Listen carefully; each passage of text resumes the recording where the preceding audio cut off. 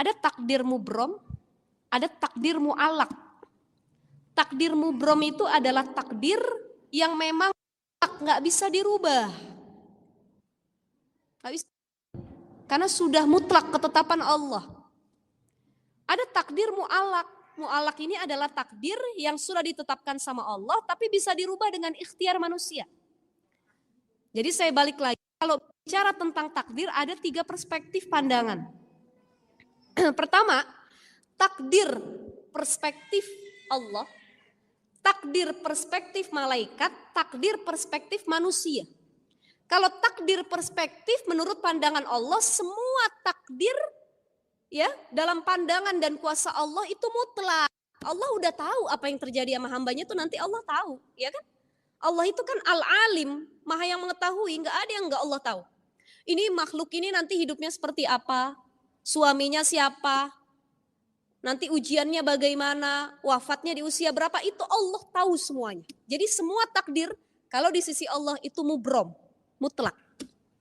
Tapi ada takdir dalam perspektif pandangan malaikat. Kalau takdir versi malaikat adalah apa yang tertulis di Lauhil Mahfuz. Malaikat tinggal menjalankannya. Ibaratnya kalau kita kerja Bu, ya ke kantor kan udah ada skema itu, job desk-nya ya. Kamu bagian HRD kerjanya ini, bagian ini kerjanya ini, itu sudah ditulis di Lauhil Mahfuz, malaikat yang menjalankan. Nyabut wa Israil. Kenapa Israil tahu ibu ini usianya sampai 50 tahun? Karena sudah tertulis di Lauhil Mahfuz, dia tinggal ngejalanin tugasnya. Itu versi malaikat. Jadi malaikat tahu terkait takdir dengan apa yang diperintahkan di Lauhil Mahfuz. Tapi ternyata Allah rubah tuh, misalkan gini, bagian HRD tugasnya hari ini. Tapi kemudian sama atasan dirubah. Oh nggak jadi deh HRD, nggak usah ke lokasi ini, pindah lokasi aja misalkan. Kan yang berubah ketetapan Lauhil Mahfuz itu Allah Subhanahu Wa Taala. Malaikat cuma ngejalani apa yang tertulis saja sebenarnya. Itu kalau takdir versi malaikat yang tertulis di Lauhil Mahfuz. Ada takdir perspektif atau menurut pandangan manusia. Kalau takdir perspektif manusia itu bukan mubrom tapi mu'allaq. Segala sesuatu yang masih bisa dirubah dan diikhtiarkan. Betul nggak? Kita dikasih wejangan sama Rasul. Kalau kita silaturahim itu manfaatnya bisa memperpanjang umur, menambah rizki. Walaupun sebenarnya kita sudah punya catatan di Lauhil Mahfuz, usia kita sampai sekian. Tapi kita nggak tahu kan, kapan takdir mati kita tuh nggak tahu. Yang kita tahu ikhtiar biar panjang umur. Betul nggak? Betul ya Bu ya? Ada orang sudah ditetapkan rizkinya sama Allah. Nih kamu rizkinya sekian. Nanti dapat jodoh di usia sekian itu udah ditetapin sama Allah. Mutlak. Menurut versi Allah.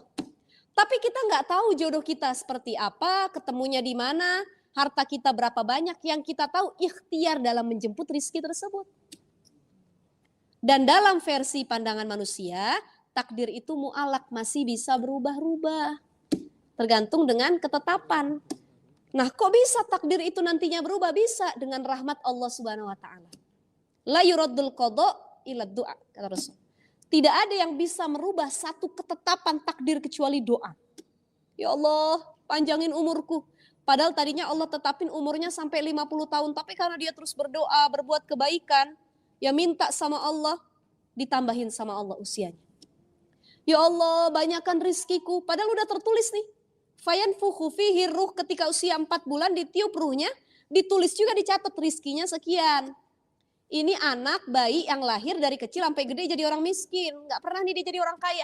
Tapi karena dia ikhtiar, dia doa tidak henti-henti sama Allah. Ya Allah, rubahlah keadaan saya menjadi orang yang kecukupan. Karena ikhtiarnya luar biasa, ibadahnya luar biasa, doanya sama Allah luar biasa, Allah rubah rizkinya. Itu namanya takdir mu'allaq.